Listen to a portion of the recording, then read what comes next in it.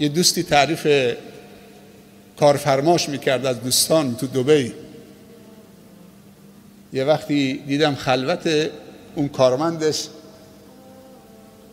صداش زدم گفتم محمد از ارباب راضی هستی از کارفرما؟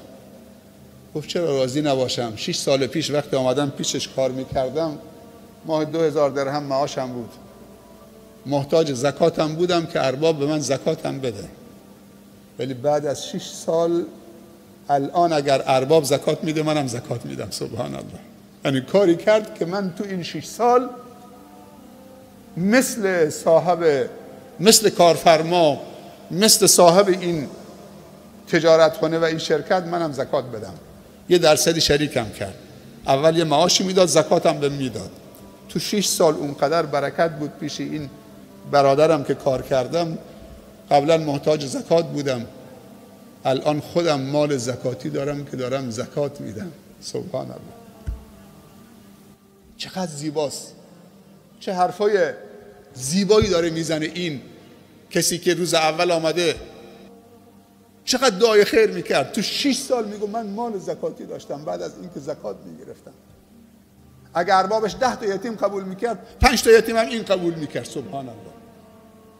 ولی بعضی ها 40 سال پهلو یه نفر کار میکنن، تو 40 سال همه ماه 1 میلیون که بهشون میدن. یعنی این 50 تا کارگر 10 تاشون شمه اقتصادی نداشتن که توسعه پیدا بکنن. 40 سال پهلو داره کار میکنه، همون معاشی که میدادید همون 1 میلیون تو 40 سال هم همون 1 میلیون داره میدید. نگاهمون به زکات، نگاهمون به صدقه. اونهایی که مال دارن 1% سود خالصشون غیر از زکات تمرین بکنن خیر بکنن. نگاه کن چطور میاد. غیر از زکات، زکات که اجباری است. وقتی که مالتو حساب کردید زکاتش خارج بکن، دینتو حساب بکن، بدهکارید زکاتش خارج بکن. 2% هم سود خالص، 30% سود بردید، 2% سود خالصش هم لله چه؟ اصلا برو یک کارخانه رو اندازی بکن دست 50 نفر به کار بده. برو 10 تا قایق بخر با مجوز و با تور صیادیش بنداز تو دریا، هر قایقی برای 3 تا خانواده. این کار بهتر از این که تو سر سال زکاتش بدی. اگه 2 میلیون هم بهش میدی بازم زکات بهش دادی.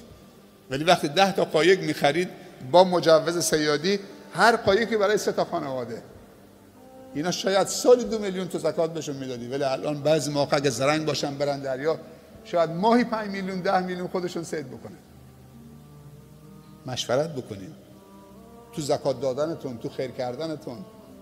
خیر کردن یک طرف قضیه است، به هدف خوردن یک طرف قضیه است. یه نفر 1 میلیارد هم هزینه میکنه ولی 10 میلیون بیشتر برداشت نمیکنه. ولی یه نفر 10 میلیون میده، میبینی 100 میلیون داره برداشت میکنه.